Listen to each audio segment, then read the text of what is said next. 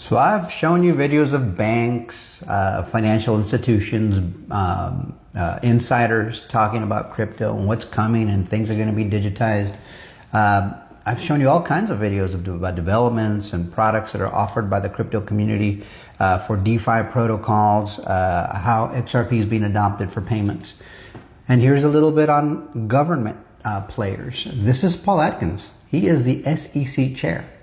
And he's talking about the president's working group, the PWB is what he calls it, where they've been given the directive to move full steam ahead and get everything in place so that crypto can take over. Because President Trump wants this to be the crypto capital of the world.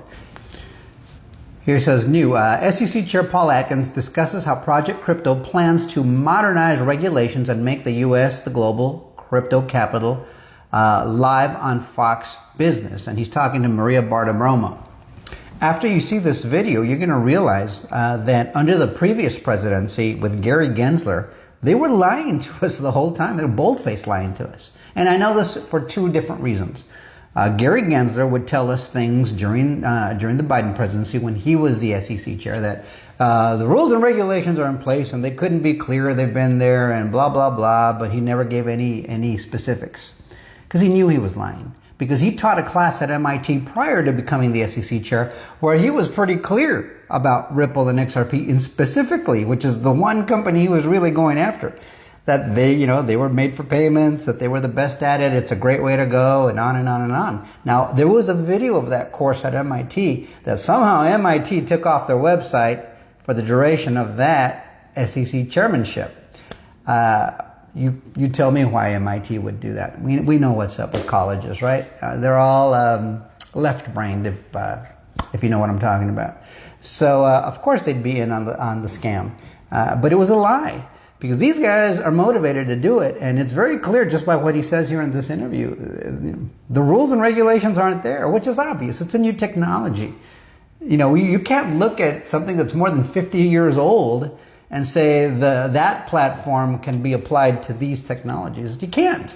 You have to define these technologies first, which is what the Clarity Act is going to be for. It's going to be to say, okay, these cryptos are commodities, those are currencies, and these other things are X, Y, and Z, right? Whatever you want to call them.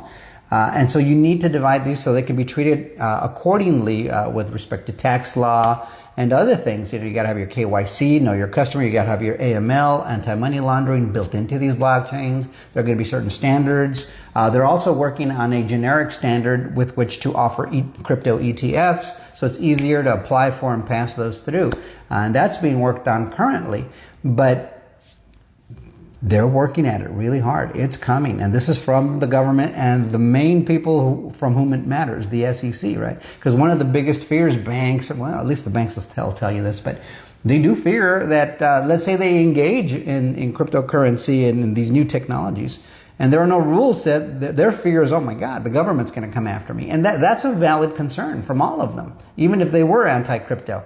I can agree that that's a valid concern because whenever the government turns their eye on you and starts coming after you, man, that's a formidable opponent. That's expensive. That's negative PR. That's going to cost you a lot of time, money, and opportunity. So you don't want to go through all that if you don't have to. They need to have these things in place. And hallelujah, thank God, it's getting done, especially for those of us who are invested in the crypto space. So let's take a minute here and let's listen to Paul Atkins in his own words. I think you're going to find it very motivational just to hear what he's saying and where we're headed. All right. So let me know what you think in the comments. Like, share, subscribe, bookmark. We'll see you guys on the next one. Till next time. Adios, amigos. So a couple of weeks ago, the administration issued the President's Working Group's report on digital assets in the United States, and there were clear directions to the SEC. We're part of the PWG, that President's Working Group, and clear recommendations for us to go forward and help make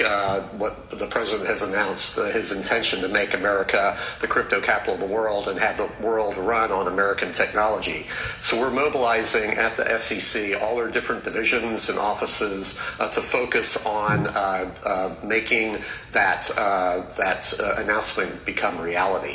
So that's with our corporation finance division, investment management, and others. We're focusing on what we can do to make the regulations of the SEC encompass the crypto assets and also make it so that people can have some clarity going forward. We're working with Congress. Obviously, the Genius Act was enacted here a few weeks ago with a big announcement at the White House by the president himself, and as he signed it. So that I thought was a very good step forward. And now there are other bills in Congress that are being considered, and when they from their recess, I look forward to much more forward progress.